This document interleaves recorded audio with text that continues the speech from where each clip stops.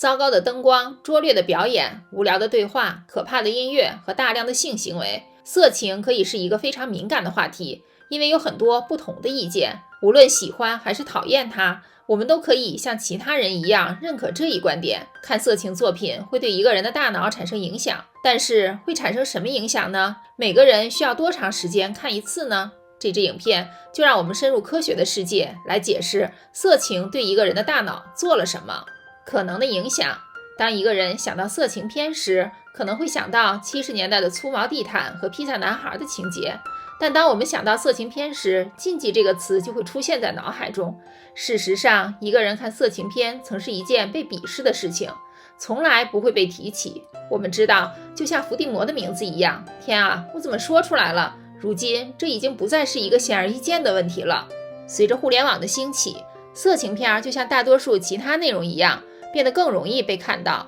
布莱恩·麦克奈尔在他2002年出版的《脱衣表演文化》一书中指出，大约一半的互联网活动与性有关。快进到2004年，MSNBC 和爱乐杂志做了一项关于色情的调查，在15246名参与者中，75%的男性和41%的女性表示，他们从互联网上下载过色情内容。在2008年出版的《美国的色情》一书中，他们解释了这一现象。一般说来，一旦色情片可以按需获取，而且没有电脑病毒的风险，每点击3次就会搜到更多深入的话题，而且有更多人观看色情片，没什么问题，更多乐趣。当智能手机问世时，青少年也加入了这一潮流，并再次提高了这一数字。这就是个移动电脑，可以带离成人监管范围。如果仔细想想，这就像是一场完美风暴对大脑的影响。在一项由研究人员兼作家巴瑞·冈特所做的研究中，他发现青少年男性对情色类型的色情作品更感兴趣，并且他们希望能真实的体验到。研究还发现，如果受试者对色情作品有更积极或更接受的看法，他们在观看时更容易被唤起。好吧，至少我不认为我们需要学习来告诉我们最后一部分。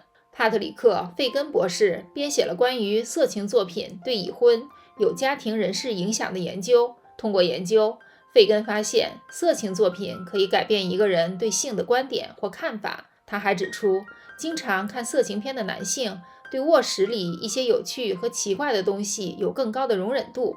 我们看见你了，克里斯蒂安·格雷。他们也可能更能容忍将别人视为物品，而不是有价值的人。成瘾的影响就像其他任何事情一样，再好的东西太多也会产生负面影响，所以适度是关键。就好像巧克力蛋糕是很棒，但谁都不能每天都贪嘴吃一块负糖的巧克力蛋糕，最终它会摧垮我们的健康和身体。同样的事情也会发生在一个人的思想上。2015年，一组研究人员表示，频繁接触色情作品还没有得到充分的研究，所以可能未知的秘密比我们现在所知道的要多得多。2011年，唐纳德·提尔顿和克拉克瓦兹做了一项关于色情成瘾的研究。他们发现可卡因成瘾产生的大脑活动与色情成瘾产生的大脑活动是相同的。2004年，对甲基苯丙胺进行了类似的研究，也有类似的发现。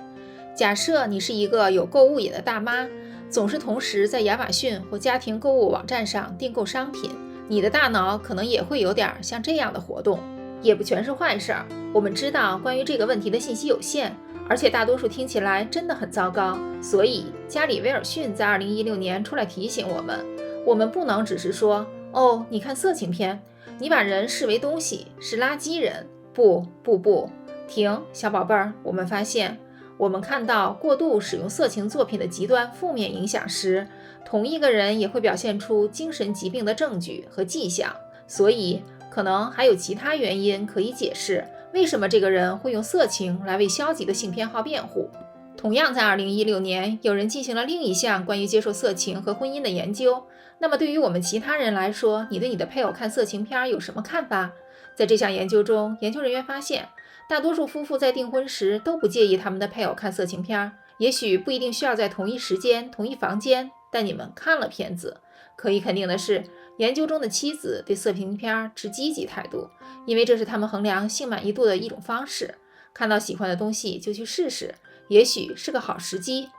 色情对一些人来说仍然是个敏感的话题，但对另一些人来说，这可能是他们恋情或日常自我照顾的一部分。无论色情片对我们的经历或恋情影响如何，有一件事是肯定的，如果我们看了色情片，它会以某种方式影响我们的大脑。在看完色情片后，大家有没有注意到，因为看色情片有助于自己的恋情，而让自己有了什么变化？欢迎在下面评论区留言告诉我们，记得订阅我们的频道并开启小铃铛，这样才能看到我们更多关于心理学和心理健康的影片。感谢收看，下支影片不见不散啦！